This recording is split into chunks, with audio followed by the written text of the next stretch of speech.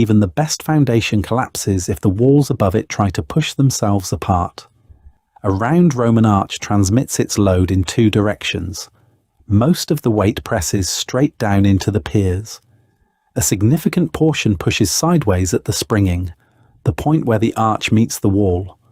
The thrust angle is around 45 degrees. That lateral force has to go somewhere, which is why early medieval churches have walls so thick and windows so small. The walls were fighting the arch. Then someone at Durham Cathedral, between 1093 and 1133, pointed the arch. By meeting two arcs at a central angle above the springing line rather than curving continuously, a pointed arch steepens the resultant thrust vector. More of the load now travels straight down into the piers. Less tries to push the walls outward. The same building could have thinner walls and larger windows without collapsing. The ribbed vault came next. Instead of a continuous stone dome pressing down uniformly on every inch of the wall beneath it, stone ribs arch from pier to pier at the groins where vault surfaces meet. These ribs carry the weight. The thin stone webbing between them carries only itself. A ribbed vault concentrates load at 4 points instead of spreading it across the wall.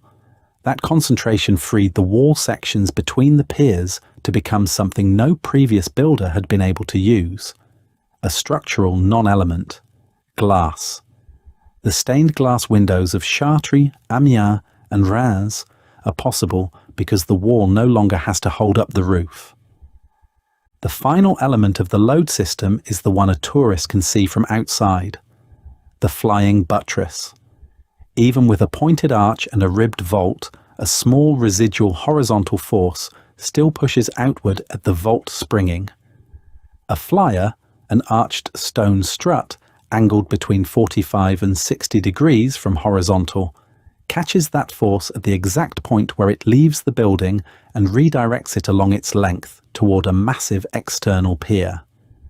The external pier is weighted at the top with a stone pinnacle.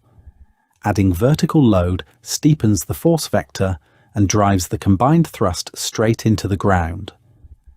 At Amiens Cathedral, begun in 1220, each bay's flying buttresses catch the lateral force that would otherwise tear the nave walls open and drive it outward into the external piers. A structural thrust line analysis published by the Universidad Politécnica de Madrid in 2020 mapped the full load path through nave, piers, flyers and buttresses into the foundations. Every stone is doing a specific job. Remove any of the three and the others fail. Durham had been experimenting with pointed ribbed vaults for almost 50 years before the full system came together. The choir of the Basilica of Saint Denis, rebuilt under Abbot Suger between 1140 and 1144, was the first building to unite the pointed arch and the ribbed vault in a fully Gothic logic. Flying buttresses came shortly after, and by the time Chartres burned in 1194 and rose again as pure Gothic, every major cathedral in northern France was copying the approach. Reims began in 1211, Amiens in 1220.